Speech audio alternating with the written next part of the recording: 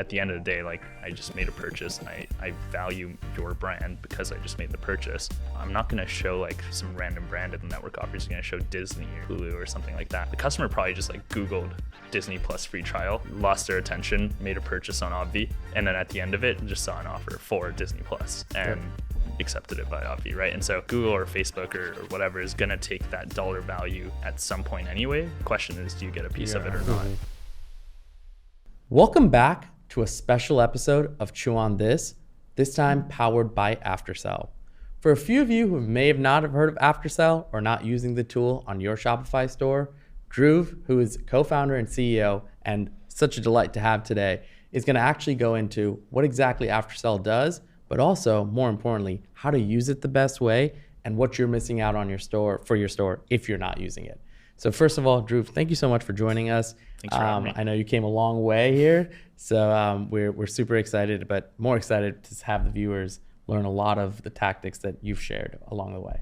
For sure. Thanks so much for having me here. Absolutely. For the few people who don't know your past and background, tell us a little bit about the origination of AfterSell and where it is today.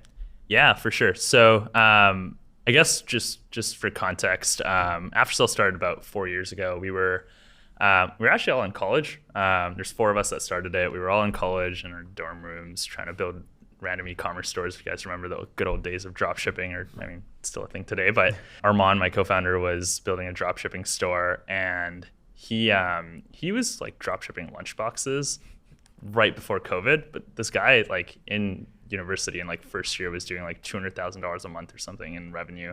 But he was like, it was like right around the brink of COVID. Like it was just like not a good time to be in the lunchbox business. As COVID was kind of coming up, we started looking at his business going like, dude, like this is not a good business. And so, wanted to pivot into a software business, just build a higher margin business, kind of learn more about the software industry, et cetera. And he kind of landed at post-purchase upsells because at the time it wasn't like a super popular concept, but he was doing it on his store and it was working really well. And he knew a lot of the strategies around it, but never really found a product that like was it for him. Like he was able to do it. It required a lot of dev effort and things like that. And so we started off of that. And like immediately after we launched it, we just got like a good amount of traction, early days of the Shopify App Store and stuff. And then from there just kept on building. But essentially today, what we do is just help brands, about 30,000 brands help, we just help them do upselling and cross-selling across the cart, the checkout, the post-purchase experience. And essentially our goal is just to help brands increase the revenue or profit per transaction that they generate. Yeah. It's fantastic. An interesting era right now where, we've been combating obviously on the acquisition front with what's going on with iOS. And I think so many people have been like hitting their head on saying, oh, I got to make this part of the funnel better. And I got to make, the numbers work. And few have been able to figure it out. But then there's the other argument of, kind of focus on what you can control, kind of work on where you can improve the metrics that can make the whole funnel work better. And I think you guys come in there and you guys came at a really interesting time where people needed this part and you made it super easy. We've obviously been power users of the tool. But I think over the time too, beyond like the AOV boosters and the upselling part and whatnot, you guys have also been able to curate a lot of cool different products and features that you've rolled out. So maybe you can touch on a few of those and we can maybe talk about some of the strategies of how we implemented it too. Yeah. I mean, look, it's interesting that you talked about like, the iOS era and stuff. Like just a really funny anecdote. Like, I don't know if you guys remember like early 23, or like late 22, like when people were like, it's the recession and like people were like really freaking out and people were like, all the businesses just are like going to die. Right? Yeah, exactly. I mean, it's still there today, but like, everyone was like, all software companies are underperforming, et cetera. And like, that was just right around the time when we started seeing our business just like shoot. Like it was kind of like the inflection point for us. And realized at like just around that time that like we kind of have this like really important role to play, which is to help these businesses be more profitable in these like fairly difficult times when, customer acquisition costs are really high, cost of goods is just continuing to scale, and like, AOV kind of just is the same. And so like, we have the ability to do upsells and cross sells and stuff, but then we started looking at like, how do you help brands like, do better on the conversion front? And so like things like being able to add like even the smallest of things, like a review in your checkout based on the product that the customer just bought, right? So like you have a pair of shoes in your cart, you want to show a review for that pair of shoes, just helps lift that conversion rate up by a little bit, which to your bottom line has a massive impact over 10,000 transactions, right? We were recently acquired by Rocked, for example. They have this whole concept of network offers, which just allows you to like show a third-party ad on the confirmation page, and then that adds, let's say, another 30 cents a transaction, right? Like basically the ability to kind of build out as many features as we could to just like impact that bottom line of like helping brands be more profitable ended up just being a huge thing for us. And like, you know, some of our brands are just so laser focused on it, like on contribution margin, especially. Like, I don't know, you guys have talked to like Ben from True Classic, like, like he's a really good example for us of like, you know, someone who's just like so laser focused on that metric. It's like you can do so much for your business if you're just super laser focused on what your contribution margin is, get to first order profitability, and then scale it from there. And so for us, as long as we can build features that encompass that, it's always in the wheelhouse for us to do. And you guys are obviously a great example of like, you know, using like a lot of those features. And like, you know, I don't know the exact number in the case study, but I think it's like 15% lift in your guys's underlying numbers. It's like that's to me, that's the impact that we're able to have on brands when we're able to, you know, release our entire funnel of products. That number of 15%, right, is almost like the make or break it for a lot of brands, where before the strategy shifted to like, all right, we have to be first order profitable no matter what. Before it was like, all right, chase revenue, LTV will kind of make up for it. But that strategy kind of like, especially in times like this where it's very questionable, you don't know if you're truly going to realize the full LTV of anybody you're acquiring, right? Yeah. So for us, it was, okay, how do we increase AOV enough to afford a CAC that still allows us to be profitable on the first order? Yeah. And a lot of that goes into like offer testing, but there's only so much you could do to like balance AOV and conversion rate. And AfterSell was the tool that we kind of moved to really get that additional bump, that 15% that really pushed us over into the green. Yeah. You know?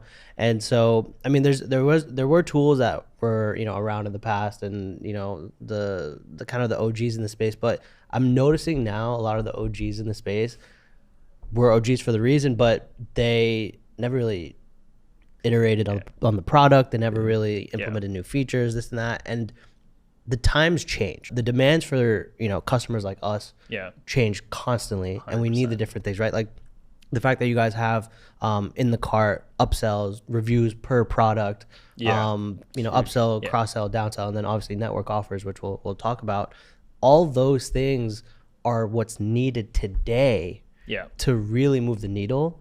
And I mean, it's been incredible working with you guys, because even the team, your guys' team, like helps us strategize so many different things. Well, that was kind of like the secret sauce of like, you know, you mentioned the OGs, and like a lot of respect for like, you know, the older players in the space. Like it's like we built a business on top of an industry that they established. Right. I'll never, you know, go out and say there was anything wrong with them at the time that they built. But one of the biggest like secrets for us as we were starting out was like, yeah, well, we can build out like all this crazy tech and stuff like that, but like what really matters is like just a lot of the strategy. Like if we're seeing, you know, 30,000 brands run upsell and cross-sell campaigns, from, you know, brands doing 30 cents a visit to brands doing $8 a visit you know, in revenue per transaction, it's like we have a lot of data and a lot of insight around what works in every single vertical across every single brand, including brands that you look up to, including brands that look up to you, like, and everything in between. Like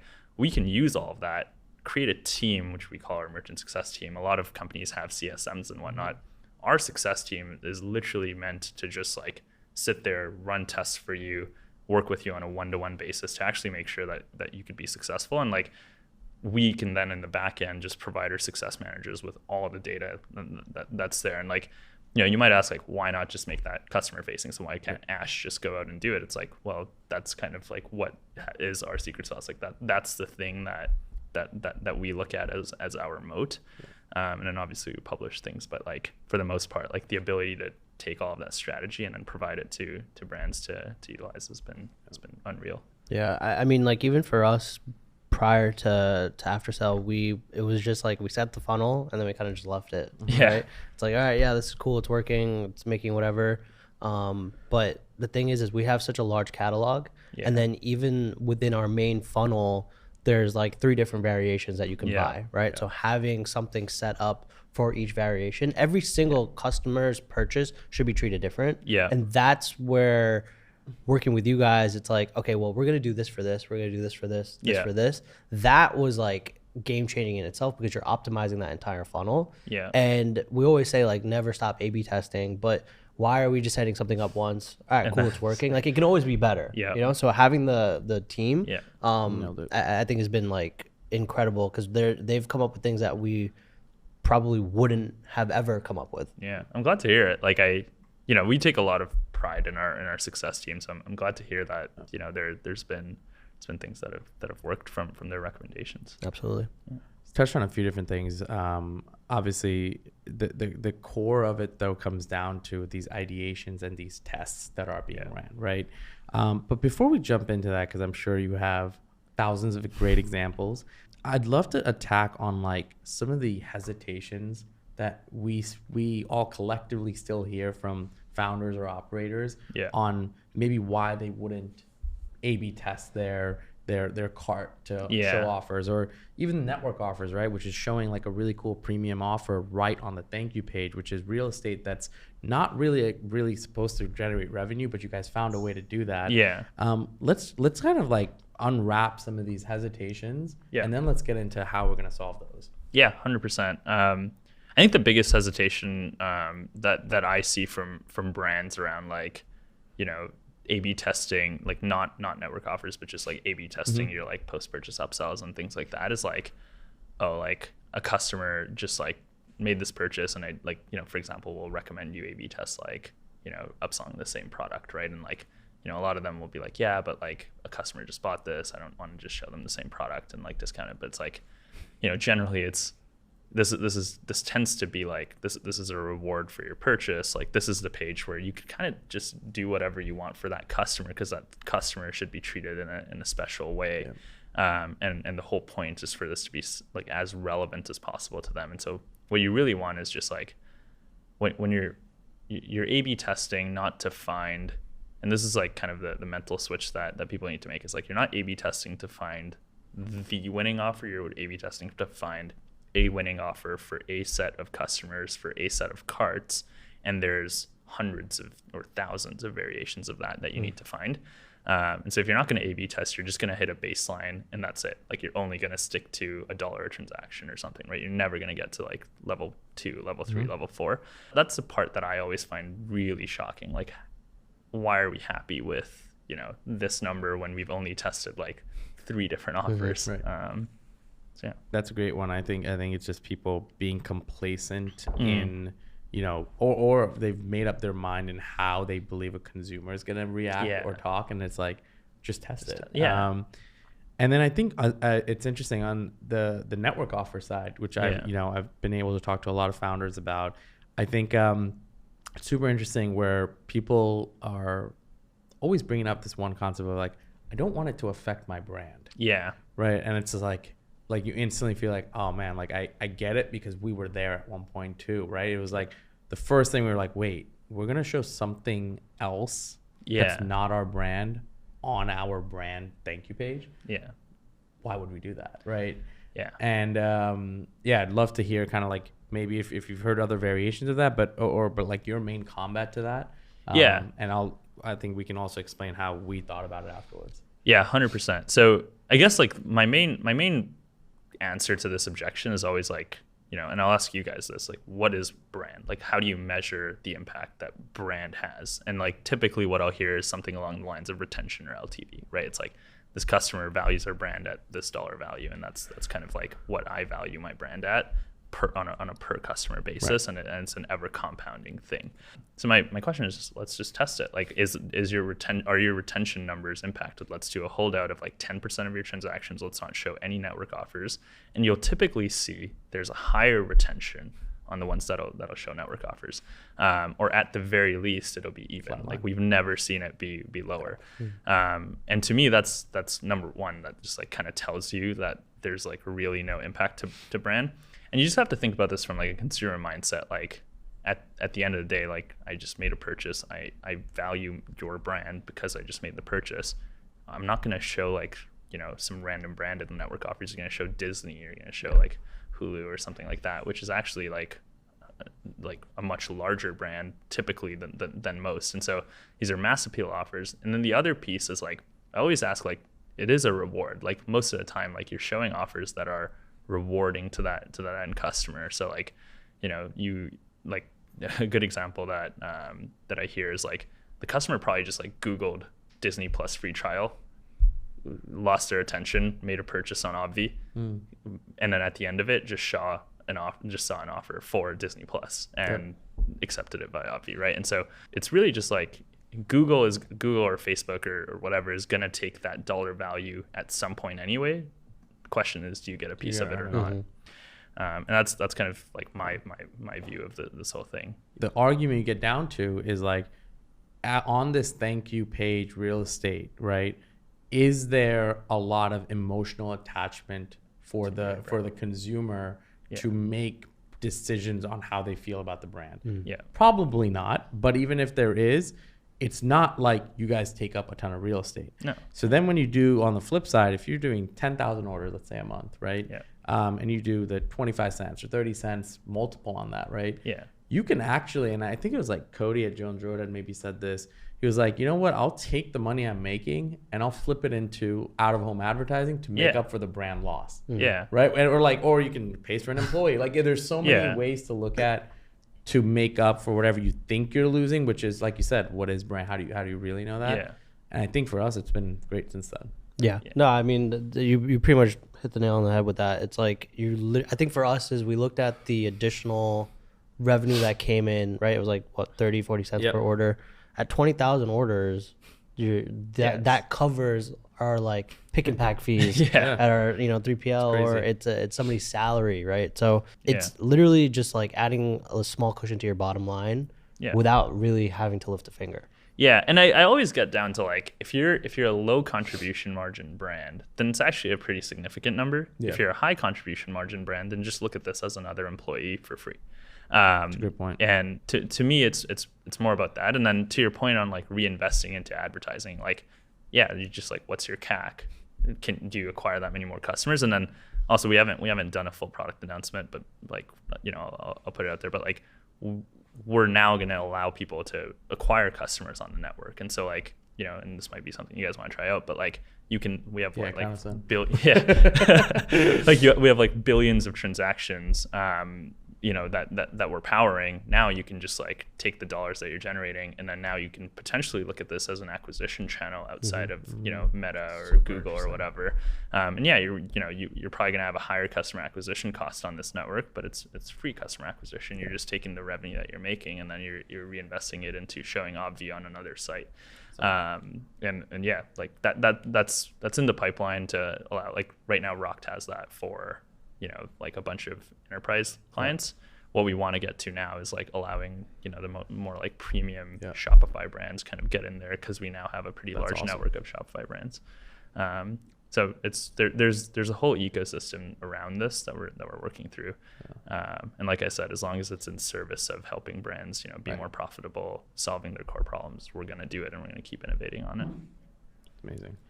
So I kind of want to go back to some of the tactics that you guys are seeing other brands are doing to obviously increase AOV. I know we've tested a lot of things through you guys, but I'm curious what you've seen kind of do well, and hopefully some tips that the audience can kind of take back.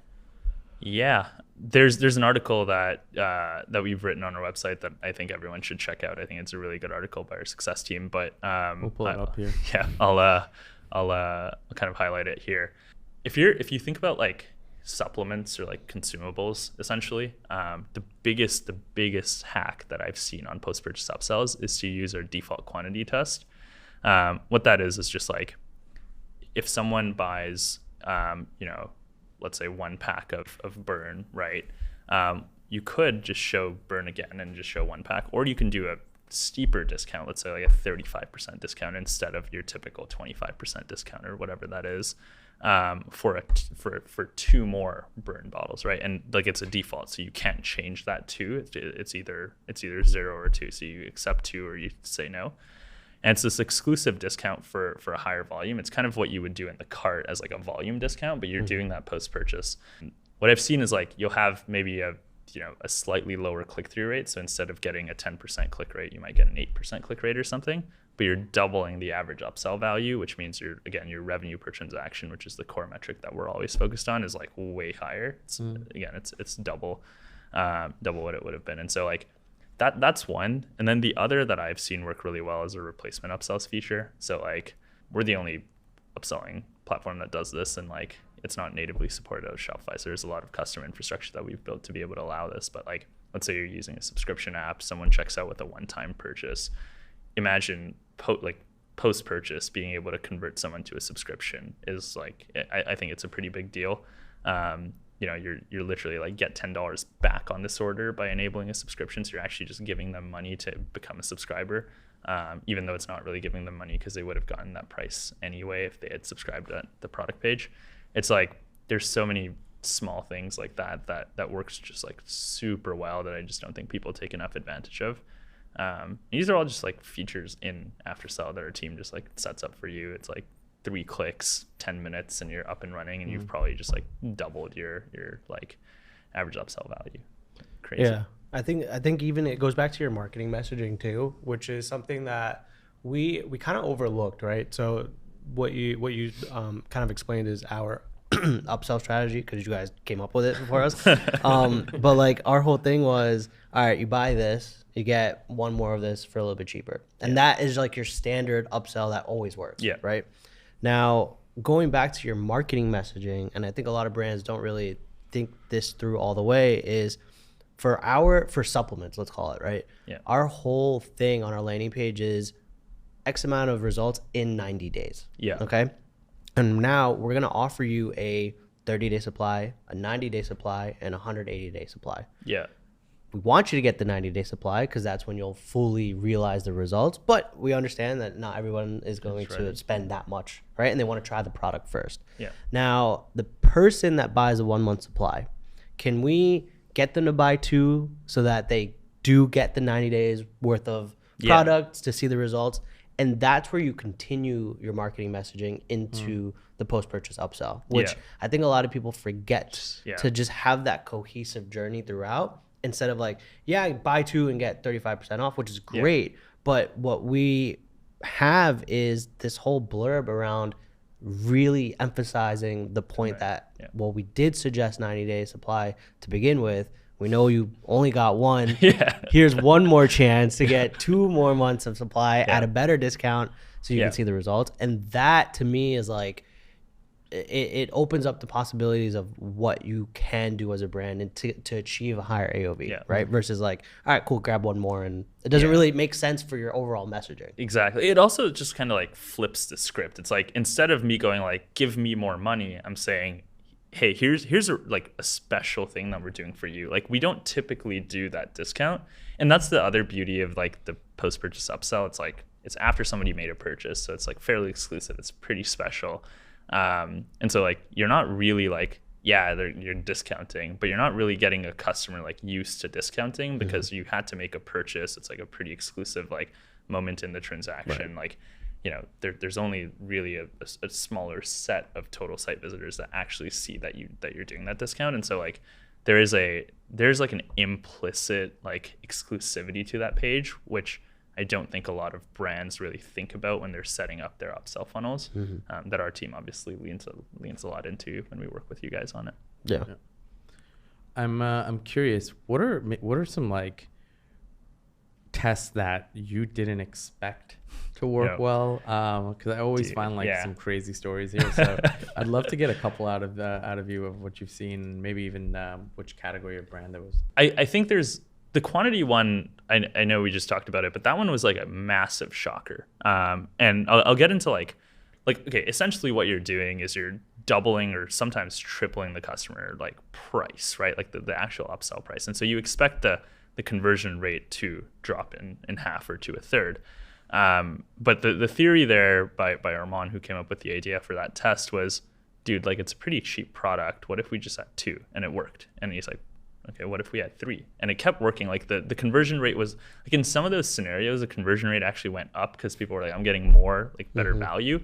And so I remember for a chocolate company, we ran it and it got up to, I think we were selling like the default quantity of like 5.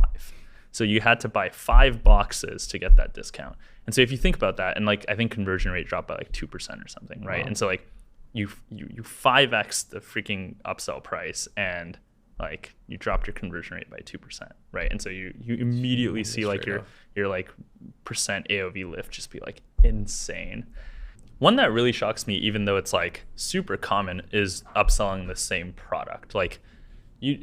I'm very surprised by how good this works in like most verticals. Even if you think about like apparel, it's like in consumables, it kind of makes sense, right? You're going to consume it. You got another one of like, protein powder. Like it's like, fine, I have 2 bottles of protein powder, whatever. But you think about like apparel, like you're going to upsell another t-shirt. Like that doesn't make sense. It's the exact same t-shirt I bought. I don't want 2 of those. Right. But it still works really well. And somebody explained to me like the psychology of this is like before I thought, oh, like people buy it because they're going to give it as like a gift to like, their relative or whatever that is. But what I realized is like it works in so many verticals that can't be it. Like not everything is giftable. And so like the realization was like, if you have a product catalog of like 100 products, let's say, and somebody's making a purchase on your website, for out of the 100 products they selected this one product to buy, there's probably a reason. Like they probably like read all the reviews, found like, saw the Facebook ad for it, like realized what the benefits were, and then chose that one particular product. So your product education for that given product is really, really good. Now, like if you show another product, like let's say I bought a shirt for this company and then now I'm showing shorts, I don't know what the shorts from this company are like. I can tell you all I want, but I haven't heard a friend tell me that these shorts are really good or not good or whatever. But if you just show that same product and then they have the ability to change color, like let's say I bought a black t-shirt and they just change it to like be a blue t-shirt or something, I'm far more likely to accept it because I already know that your shirts are good. It's like super like, and that realization is like, that was very key for me. And throughout all of this like testing stuff, it's like, I never really understood the why behind why some of these tests work. And so like, as we started learning the why behind them, it allowed us to like design more and more tests. There's things around like long form upsell pages. Like, it's kind of counterintuitive to put a ton of content in front of a customer, but for certain verticals, like specifically in like, supplements, health and wellness, things like that, just having like a ton of product education works really well. Or like, if you're upselling like a $600, set of like cookware, having long form content because you're upselling a $600 item is pretty helpful. So it's just like, there's a ton of those like super micro things that I think people just like don't understand like the why behind it.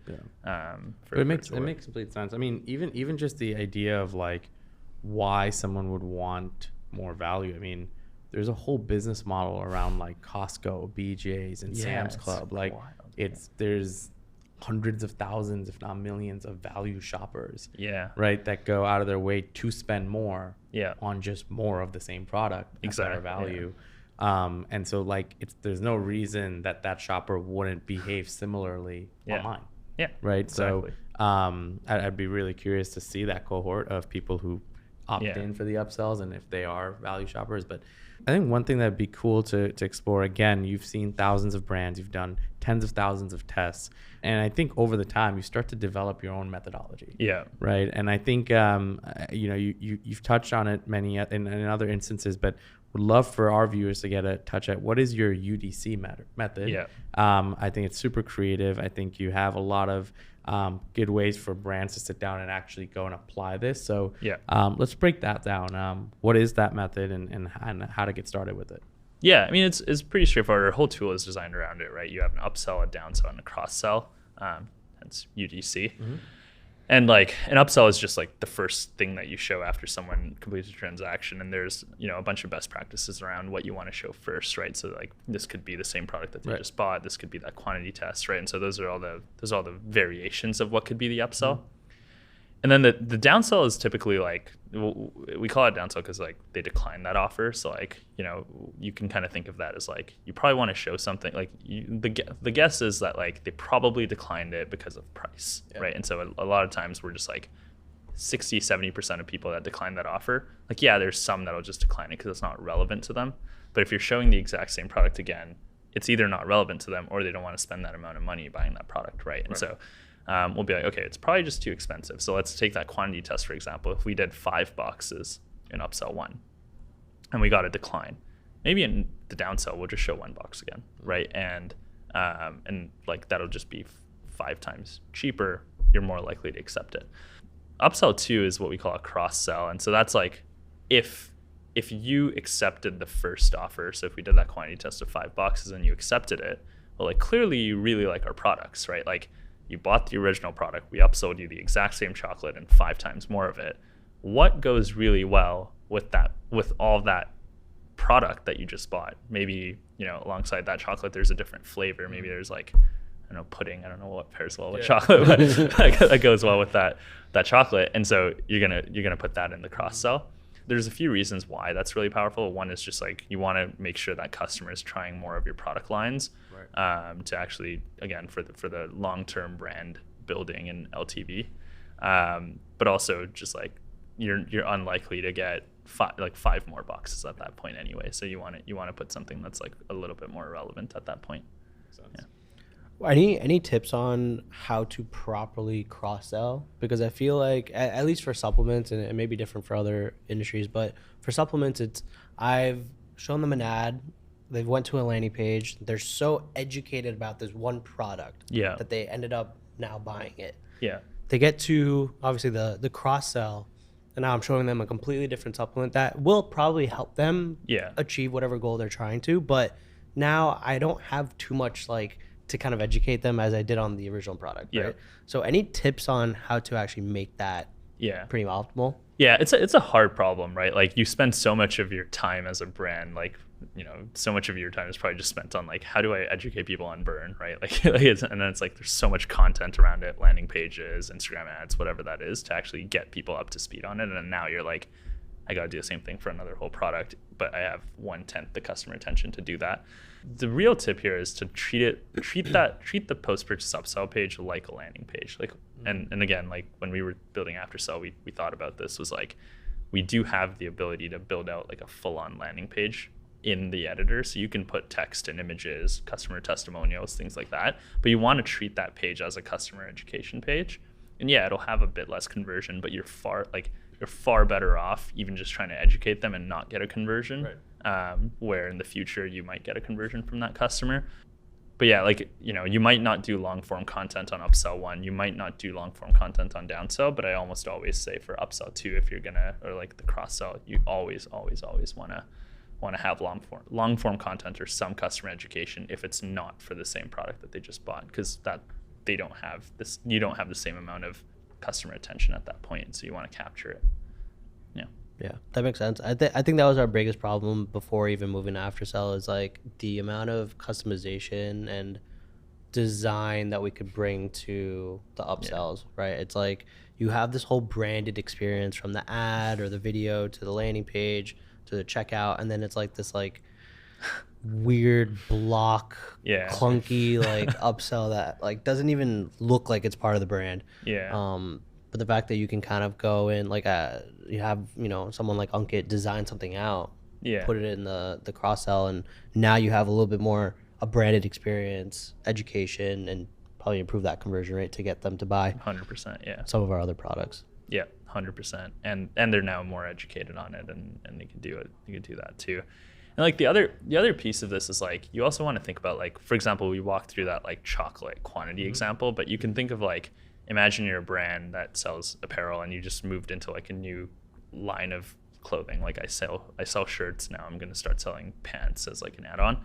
Like there's so many other ways to use AfterSell. It's like now, like you could also just like use that to get people to be more aware of like, and you could do like your old product launch through it, or like, let's say you just like have a bunch of inventory left from like your winter collection as it's moving into summer. You can just discount it and put it on AfterSell, as opposed to discounting it on your main website where you don't want people to be like, oh, you're a discount brand, right? And so there's like a bunch of use cases for where this UGC method just really works, because like it's based around like, yeah, we talk a lot about revenue per transaction, but some brands just don't care about revenue per transaction. Some of them just want to like, you know, use AfterSell to, I don't know, empty out inventory. And so like, but that method still just works to do that. So it's fairly generalizable.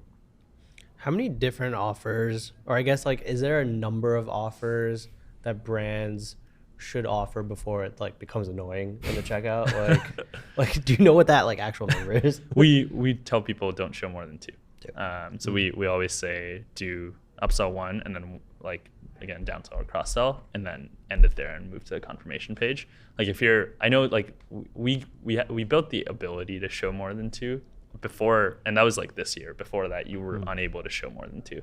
But like it's just like you finish a checkout, like there's like the first time you'll see it, it's like kind of euphoric. It's like a reward.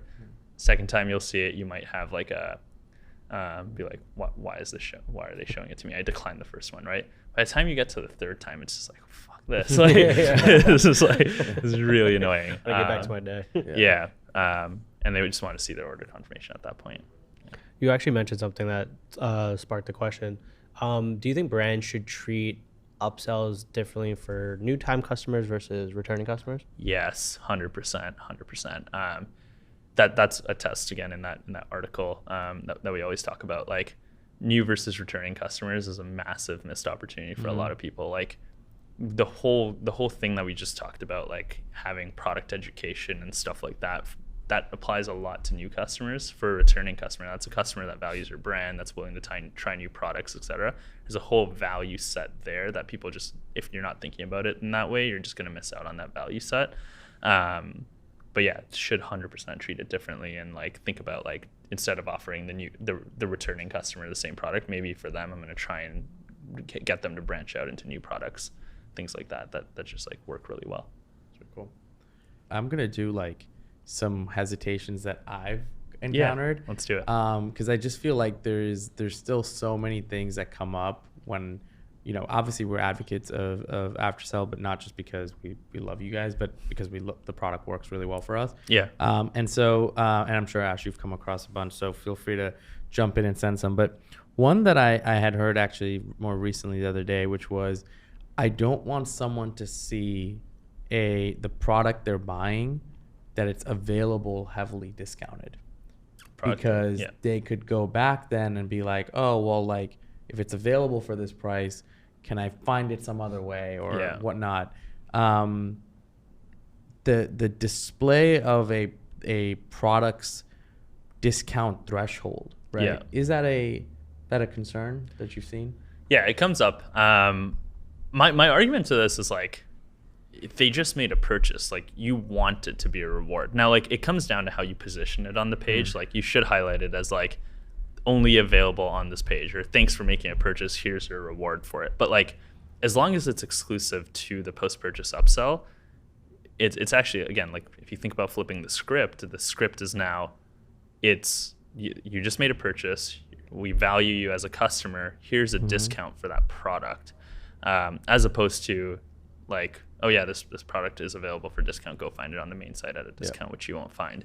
It's, we never do this, but we're doing it for you because you just checked out, made a purchase, and trusted us with your money.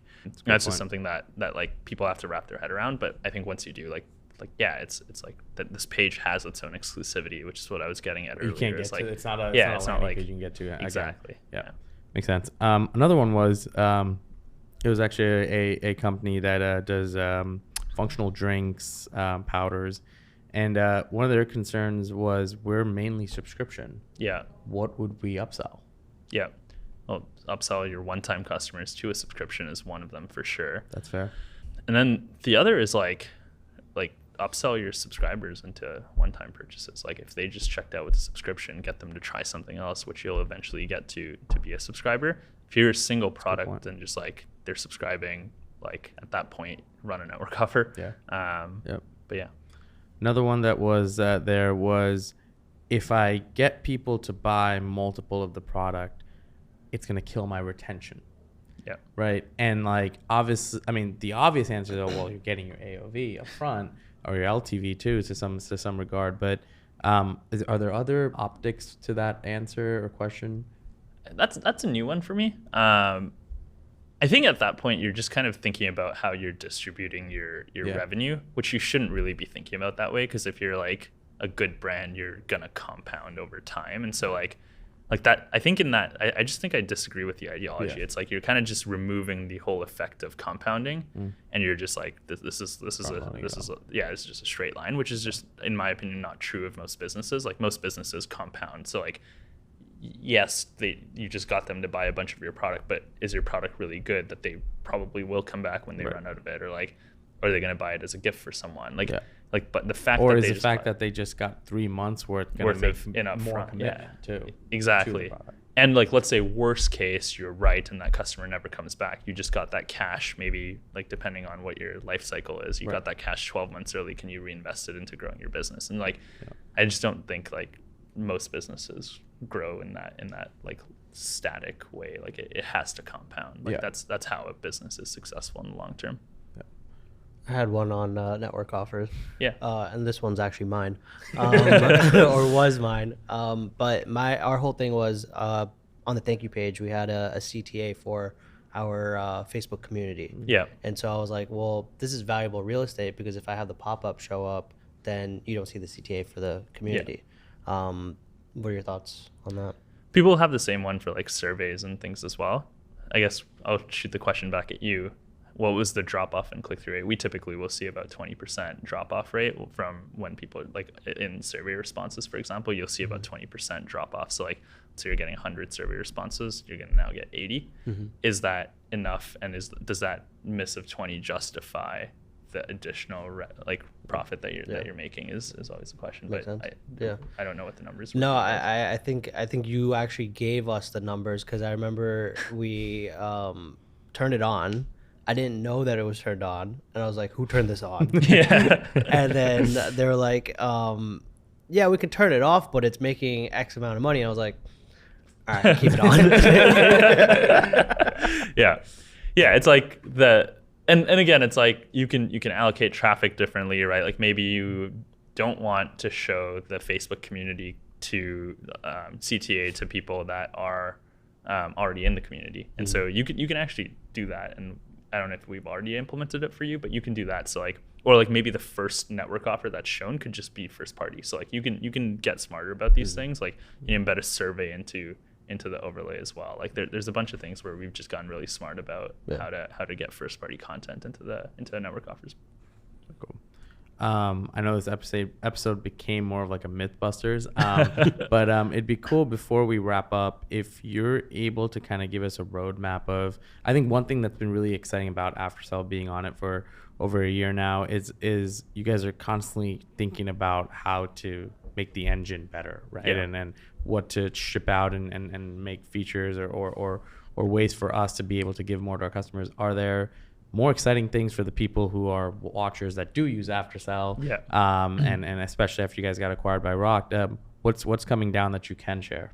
Yeah, there's a ton. The things I can and would share here, like we're working a lot on experimentation. So like I said, like the single biggest realization is you're not finding the offer, you're finding an offer for a bunch of sets of customers and carts. And like right now our product isn't really designed around that. It's designed just around like typical A/B testing. So we want to get really, really smart about how people run their tests, which means when we always start like this, we're building out an experimentation module for our success team, which we'll then productize. So if you're not working with our success team, I highly recommend it, because they're going to have early versions of this product, and then we'll make it customer facing. But so experimentation is just like going to be a massive thing. You'll be able to do like multivariate testings, figure out like what your discount curve is and things like that.